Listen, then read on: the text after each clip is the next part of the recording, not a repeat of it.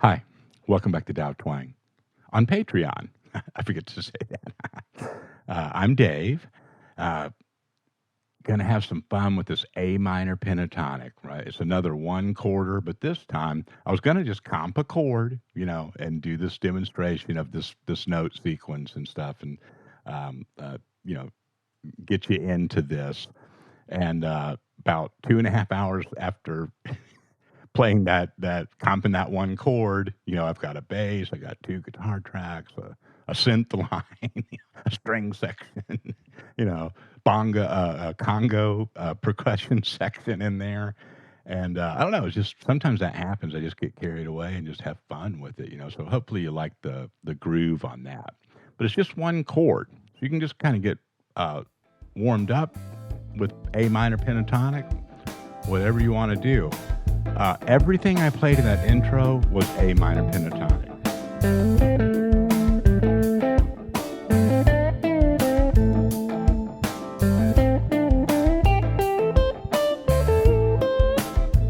Okay, now, before we demo this lick and start really putting it under the microscope here, let me just mention that this is a note sequence that, it's kind of long, and I don't know if I can't see myself really doing it, the whole thing in a jam, but it's like a seed or a starter for the thing that just popped in my head is with the sourdough bread. You start with a starter. Sometimes people pass that stuff around for generations. It's actually really interesting. So you're welcome. You get weird, food analogies along with your guitar information on here. But it's the same idea, right? You've got this thing that, it's more of an exercise.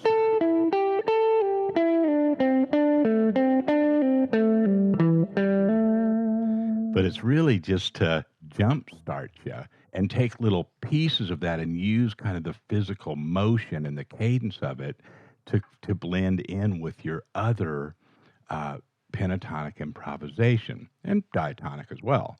But we're using the notes exclusively from the minor pentatonic today. So that's what I did after I demonstrated the sequence 2 times at the beginning of that demo. Then I just let myself go, just played some, kind of free form A minor pentatonic bluesy stuff and snuck some of it in there.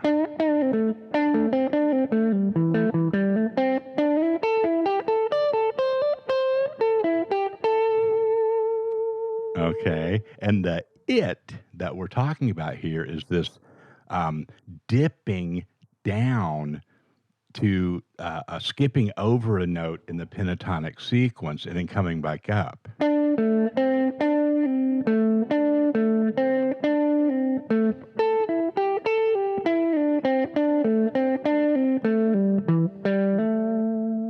Okay, you'll see what I mean. Here's the tab for it. And then we'll do a little bit of work with the track, and then I'll just give you a few kind of, ideas of, how to integrate this into your other minor pentatonic improv, and you're good to go. And I'll put you a copy of the backing track up here on Patreon as well. I did have to start over a couple times because I wanted to keep it just on pentatonic um, for this session. And, but I really wanted to start putting that 9 in there and that stuff and whatever. And maybe we'll have a follow-up to this either on here or over on YouTube, like a companion lesson with this where we'll just keep building on it because it's kind of a fun track. So here's the lick. Let's put this tab up here. And I started on the root. And I'm using this kind of sequence for minor pentatonic that moves through like 3 different shapes, right? But it does it by moving, laterally as well as horizontally. And here's what I mean.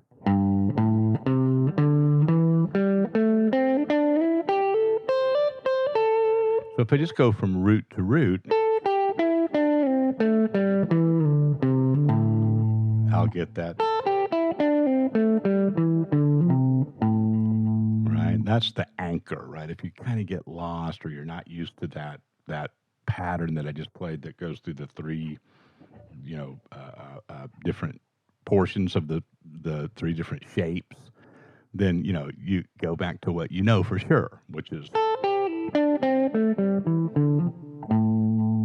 Okay. So we're using that. That's the road that we're on, right? That's the map. And the pattern here is I'm starting on the root when I demonstrated it. Later on, we're going to see how you can start in different places, anywhere really in the sequence, in the bucket of pentatonic notes. And so I'm going root. If I were to go straight down the pentatonic, those would be the first 3 notes. But I skip over one and dip below it. Okay, this is the kind of the rule throughout the thing. Then back up to that starting note and then straight down the scale.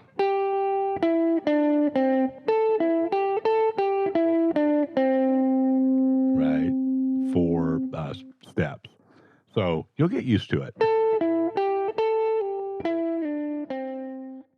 Okay, so the next thing is to work our slide out, right?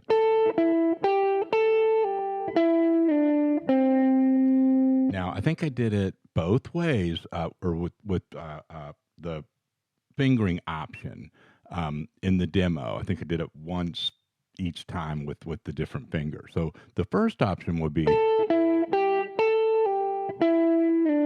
just that one that's already kind of naturally falls right on the 7th, slide that down, or the 9th, sorry, down to the 7th. And then you got a little bit of a stretch, between those 2 fingers. I don't mind that. The other option would be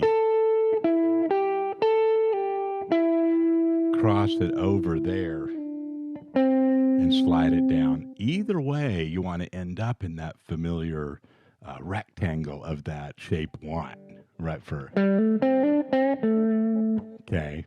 So one way or the other will probably feel more natural to you right away or something. But it also kind of depends on what you just did and where you're going. Sometimes it's contextual, right? So, don't worry about it. Either one will work. Okay. Then we do the same pattern, but from this note. Okay. And this all takes place in this one column here. Now, up here, the strings are offset because of the interval between G and B being different than all the other adjacent strings, right? So we got here, it falls on the same fret, right? So we're passing a pentatonic note, dipping down, then coming back up. Okay. So that's kind of the trick to this too, is to work out how you're going to kind of roll that it's kind of like double stopping, but with individual notes. Right. So we got.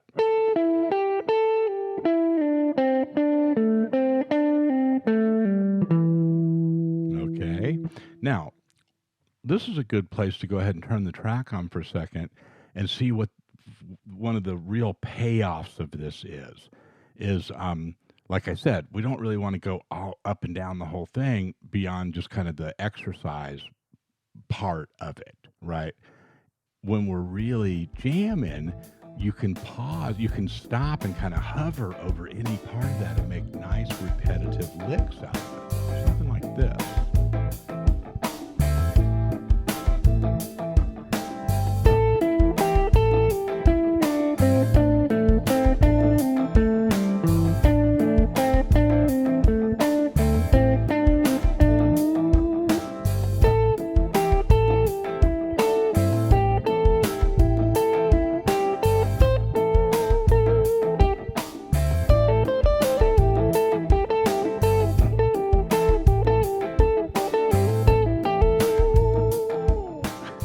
It's hard to stop. It's fun. So again, notice how I'm doing the half speed, and then like when you're ready to, kind of pull the trigger on it, you can try to kind of double the speed of it, right? But it'll happen. It's really fun because once that muscle memory starts and you really get comfortable, you kind of go. It takes on like a synergistic um, um, nature, right? It's like the timing of it becomes something that you can sort of put accent and emphasis on different parts of it, and it changes it. Dickie Betts is clearly the sort of master of this, right? Um, so that's pretty much the substance of this today. So you want to, you know, learn the lick from the tab. I didn't go all the way down.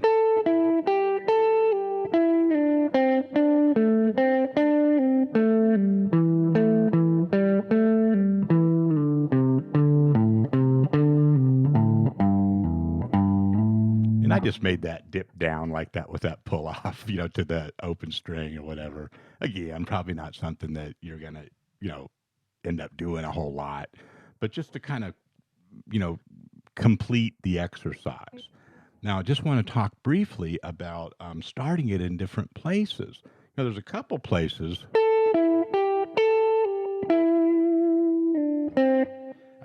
we didn't do on here.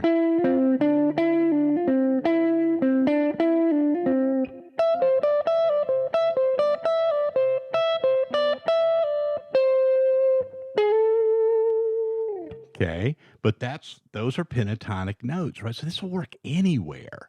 And I did play that little lick as in part of that intro earlier, right? I kind of did it, made it a point to put that in there. But you'll get some that are, really there that are. There's not too many places where it'll fall outside of that because the sequence I showed you and wrote out covers most of it. But there's a couple places. And you can just experiment with that. But what ends up happening is that everywhere you are in that blues scale or just those pentatonic shapes that you're used to using, you can work something like that out.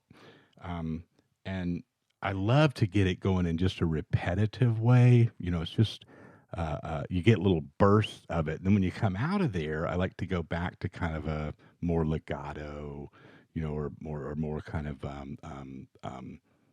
bluesy feel or something. Here's what I mean.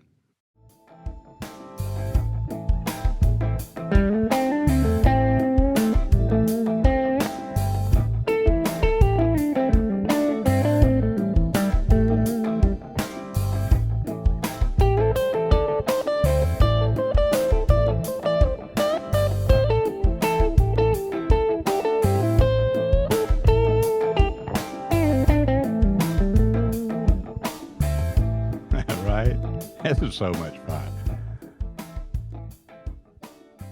Let's get that turned off. Okay. So I'm going to have a separate video on here for that backing track. Okay. And, do your own thing. Warm up with your A minor pentatonic. Get the tab out. Kind of get that under your fingers. And then right away start kind of backing it up and hanging out in certain parts and repeating it and you'll catch it, man. You'll feel it when that wave comes and you catch that wave and you're up on that board. It will lift you. You will feel it, right? And you'll know it when it happens. It's a cool feeling. Let me know how it goes. Appreciate you. I'll talk to you soon.